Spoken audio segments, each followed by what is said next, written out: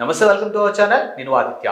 TDP office దాడి కేసులో ముద్దాయిలకు bail మంజూరు చేసిందంటూ అంబటి రాంబాబు ఎక్స్ వేదికగా తెలియజేశారు.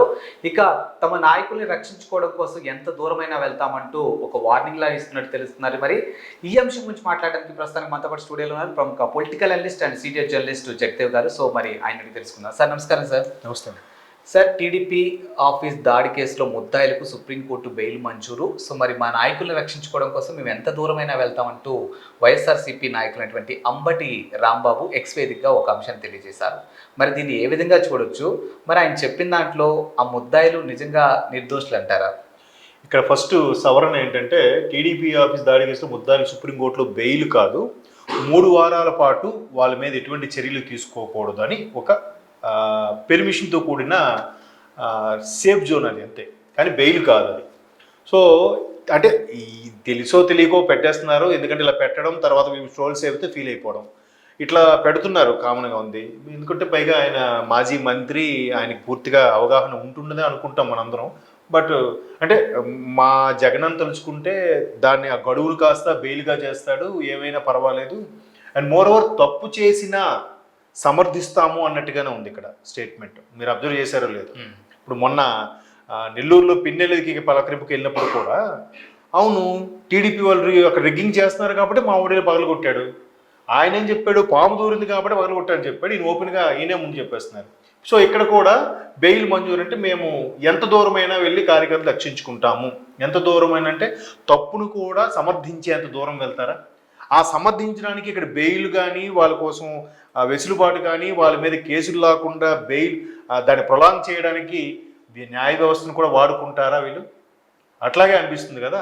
ఇప్పుడు నిజంగా ఒక కార్యకర్తలకి అరెస్ట్ అవ్వకముందే ఎంతగా బాధపడిపోతుంటే సొంత పినతండ్రి చనిపోయాడుగా, మరి దానికోసం ఏ కోర్టు వరకు వెళ్తారు? ఇంటర్నేషనల్ కోర్టు వెళ్తారా? లేదంటే ఇక్కడ మన సుప్రీంకోర్టు వరకైనా వెళ్తారా?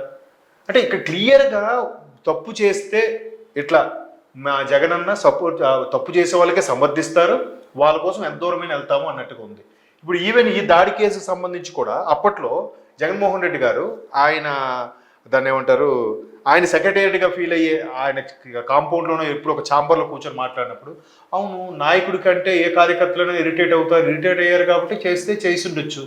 ఆ దాడి విషయంలో కూడా ఒకసారి ఓపెన్ అయిపోయాడు ఆయన తాడేపల్లిలో మాట్లాడుతూ. సో ఇక్కడ దానికి సమర్థిస్తూ వీళ్ళు ఈరోజు మరి అంటే ఈ మంత్రులందరూ కూడా జగన్మోహన్ రెడ్డి గారిని ఆల్రెడీ ట్రోల్స్ జరుగుతున్న నేపథ్యంలో వీళ్ళు ఇలాంటి స్టేట్మెంట్స్ ఇవ్వడం వల్ల మరి కాస్త ఆయన స్టేచర్ని, ఆయన ఇమేజ్ని తగ్గించేస్తున్నారు. ఇలాంటి మంత్రులు ఏంట్రా బాబు? ఇప్పుడు నేను రోజా గారు మాట్లాడితే ఏమంటారు?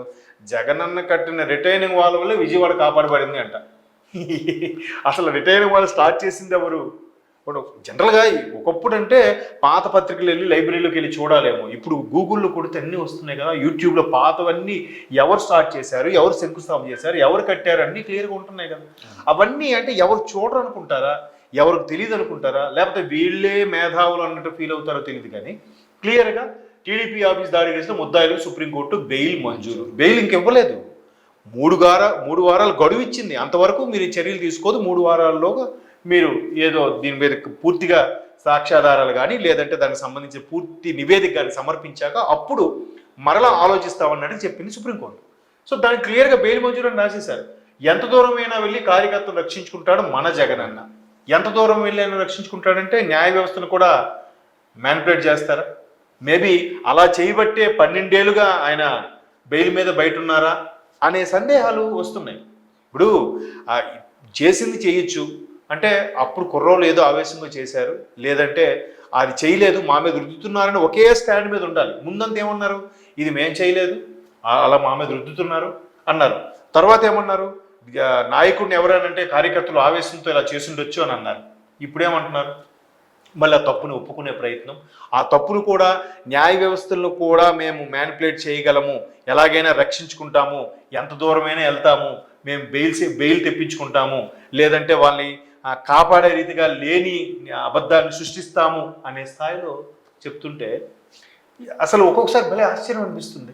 ఇంకా ఆయన కూడా ఇవాళ మాట్లాడుతూ రకరకాలుగా అది చేయలేదు, ఇది చేయలేదు, చంద్రబాబు నాయుడు గారి నుంచి మాట్లాడుతుంటే 2 నెలలు అవ్వలేదు, 3 నెలలు అవ్వలేదు, అప్పుడే మీరు ఇన్ని మాట్లాడుతున్నారు. 5 ఏళ్ళు ఏం చేశారు? అది దాని గురించి ఎవరు మాట్లాడుతున్నారా? ఈవెన్ ఇంత మాట్లాడుతున్న ప్రభుత్వం తరపున చంద్రబాబు నాయుడు గారు కానీ మంత్రులు కానీ ఎవ్వరు కూడా పూర్తి స్థాయిలో వీళ్ళ మీద అటాక్ చేయట్లేదు. నిజంగా వీళ్ళ మీద అటాక్ చేస్తే వీళ్ళు ఇలా ఎంత ఓపెన్గా తిరగరు కదా. ఇപ്പോని ఇంకెవరైనా మాట్లాడుతున్నారు ఇక్కడ జగన్మోహన్ రెడ్డి గారికి గురించి? ఇంతకుముందు జగన్మోహన్ రెడ్డి గారి మీద చిన్న ఏగవాలిన, జగన్మోహన్ రెడ్డి గారి మీద ట్రోల్స్ జరిగిన ఇమీడియట్గా పేర్ని నాని గారు కానీ, ఈ అంబటి గారు కానీ, సకల శాఖ మంత్రి సజ్జల గారు కానీ, కొడాలి గారు కానీ, రోజా గారు కానీ, అనిల్ కుమార్ యాదవ్ గారు కానీ, ఇంతమంది వచ్చేవారా? ఇప్పుడు వాళ్ళందరూ ఎక్కడ రావట్లేదు ఏంటండి? ఎక్కడున్నారు వీళ్ళంతా? సో వాళ్ళకి అర్థమైపోయింది, న్యాయ వ్యవస్థను వరకు చేసి కాపాడుకుంటారా, లేదంటే ఏదో మేము పదవి ఇచ్చేసారా, మీరే కొట్టుకు చావండ్రా అన్నట్టుగా అప్పట్లో పదవి ఇచ్చేసారా? ఎవరు అందరూ తుంటుకొట్టు వేసుకుని వెళ్ళిపోయారుగా, తల మీద కొంగేసుకుని వెళ్ళిపోవాల్సి వచ్చింది. ఎవ్వరు గత 5 ఏళ్లలో పాపం వాళ్ళు ఏం చేసుకోలేకపోయారు, ఒక ప్రాజెక్టు లేదు, సంపాదించుకోలేకపోయారు. తీరా ఇప్పుడు మరలా ప్రజల్లోకి రావాలన్నా రాలేని పరిస్థితి, మొహం చాటేస్తున్నారు, నోటుకు వచ్చినట్టు మాట్లాడారు. సో వాళ్ళందరి మీద కూడా ఇప్పుడు వాళ్ళందరి మీద కక్ష సాధింపుగా ఏం చేయట్లేదు. వాళ్ళు డిపార్ట్మెంట్ వాళ్ళ పని వాళ్ళు చేసుకుంటూ వెళ్తుంటే ఒక్కొక్కరు ఇష్యూ బయటకు వస్తుంటే ఏమంటున్నారు, నేను దళితుడిని అంటాడు ఒకడు అంటాడు కక్ష సాధింపు అంటాడు, ఒకడు అంటాడు ఇది నేను కాదు, ఇది పూర్తిగా నన్ను టార్గెట్ చేశారని అంటాడు. ఏమిటిది? నిజంగా వాళ్ళు టార్గెట్ చేస్తే వీళ్ళు ఇంత ఫ్రీడంగా, ఇంత పబ్లిక్గా ఇట్లా దాన్ని ఏమంటారు ట్వీట్లు చేస్తూ, ఎక్స్లో పోస్టులు చేస్తూ ఇన్ని చేయగలరా? ఈరోజు అందుకే ఇట్లాంటి నాలెడ్జ్ లేకుండా కామెంట్లు పెట్టడం వల్ల కూడా కొత్త ట్రోల్స్ ఏంటంటే కేఏ పాల్ గారితో పాటు ఈయన కూడా పెట్టి ట్రోల్స్ చేసే పరిస్థితి వస్తుంది. ఆయన బాగానే మాట్లాడుతుండొచ్చు, బట్ చుట్టుపక్కల ఉన్న వాళ్ళు కనీసం సజెస్ట్ చేయాలి కదా, అన్న మనం కొన్ని సిద్ధాంతాల వల్ల కొన్ని పథకాల వల్ల మనం ఓడిపోయాము, ఇప్పటికైనా రియలైజ్ అవ్వాలి కదా. అవ్వకుండా 40% వచ్చింది, మేమే తోపు, ఎందుకు ఓడిపోయిందబ్బా, అన్ని పాస్ అయ్యి తెలుగులో 20 మార్కులు వస్తే ఫెయిలే అంటారు వాడిని.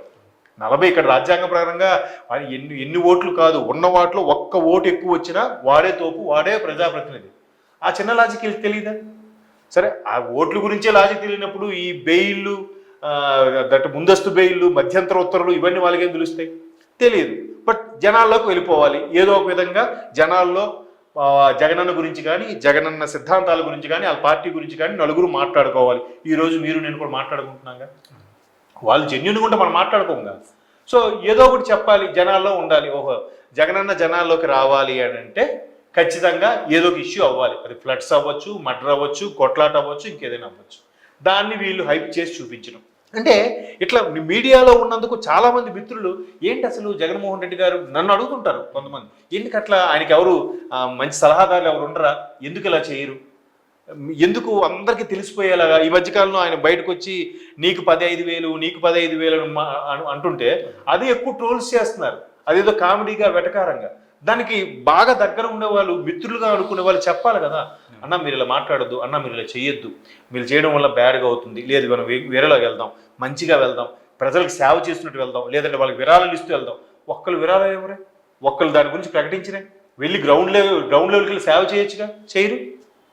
ఇప్పుడు నేను ఇంతకుముందు కూడా ఎవరో మిత్రుడు చెప్తున్నాడు, చంద్రబాబు నాయుడు గారు ఈ ఏజ్లో కూడా ప్రొక్లైనర్లు బుల్డోజర్లు ఎక్కుతుంటే ఒక్కడ ఈయన ట్రాక్టర్ ఎక్కడానికి 4 సాయం తీసుకుని ఎక్కారంట. మీకు ఇది ఏముంది చెప్పండి?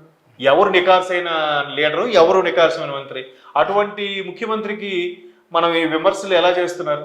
ఏదో ఒకటి చెప్పాలి. జగనన్న జనాల నోళ్ళలో నానుతూ ఉండాలి. అందుకోసం తెలిసి తెలియకుండా కూడా ఏవో ట్వీట్ చేస్తున్నారు. సరే, ఎవరి ఆనందం వాళ్ళకి ఇదనుకోండి. సో మొత్తం మీద ఆ దాడి కేసు సంబంధించి పరోక్షంగా ఒప్పుకుంటున్నట్టే అనిపిస్తుంది నాకు ఈ ట్వీట్ చూస్తే. అది.